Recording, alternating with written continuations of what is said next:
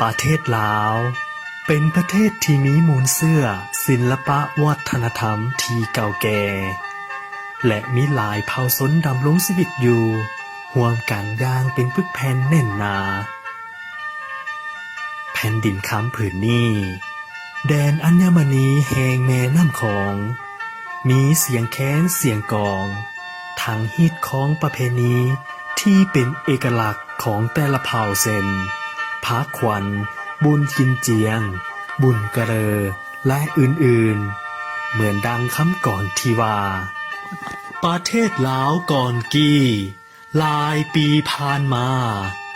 มีห้วยน้ำภูผาประเพณีกล่าวไว้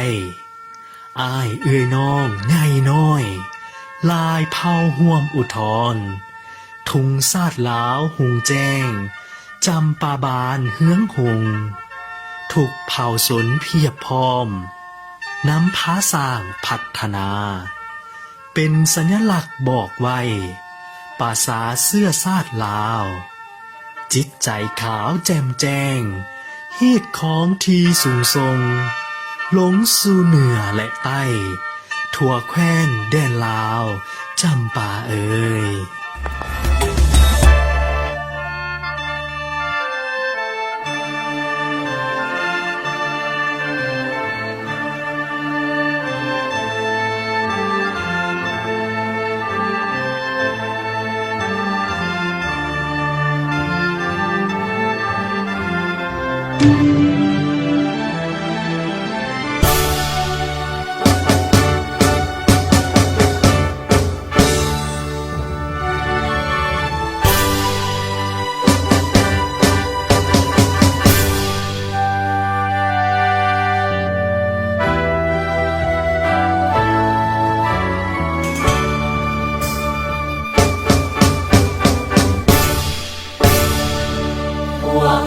ภูมิใจ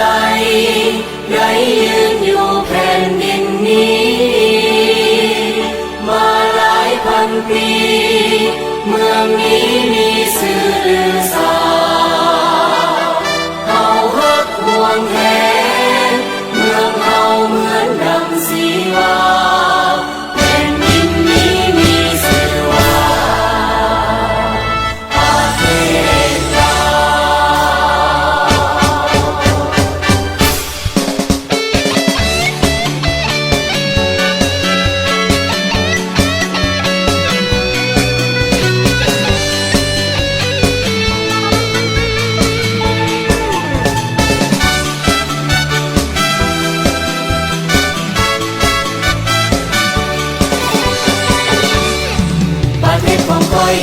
มีและสวยงา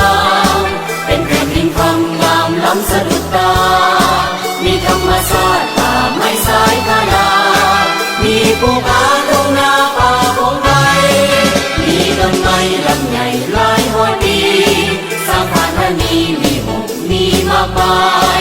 น้ำต้นตาดอากาศเย็นสบายเอาภูมิใจเข้าไปพัฒนาประเทศของก้อยก็คือประเทศลาวพวกเราคนลาวคนมีน้ำใจวัฒนธรรมเลิศล้ำมาแต่ใดจะอยู่ไสถิ่นใดในสาขายินดีต้อนรับเข้าสู่ด้วยหัวใจท่านมาจากไสถิ่นใดในโลกาท่องเที่ยวลาวสุขสมดวงศิวาสมปรารถนาทุกที่บาราดี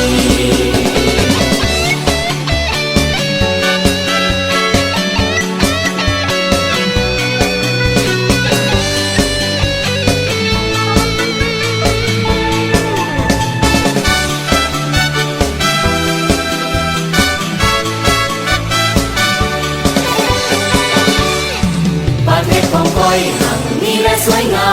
มเป็นแผ่นดินคำงามล้ำสะดุดตามีธรรมชาติป่าไม้สายคานามีภูผาทงนาป่าของไทยมีต้นไม้ลำใหญ่หลายร้อยปีสร้างพันธนีมีหงมีมากมายน้ำต้นตาดอากาศเย็นสบายเอาภูมิใจเข้าไปพัฒนาประเทศของก้อยก็คือประเทศลาวพวกเราคนลาวคนมีน้ำใจ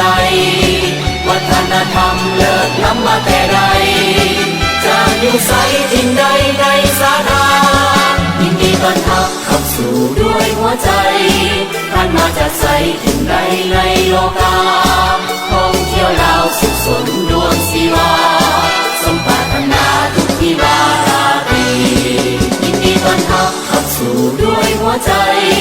ท่านมาจากใสทิ้งใดในโลกาท่องเที่ยวลาวสุขสนดวงศิวา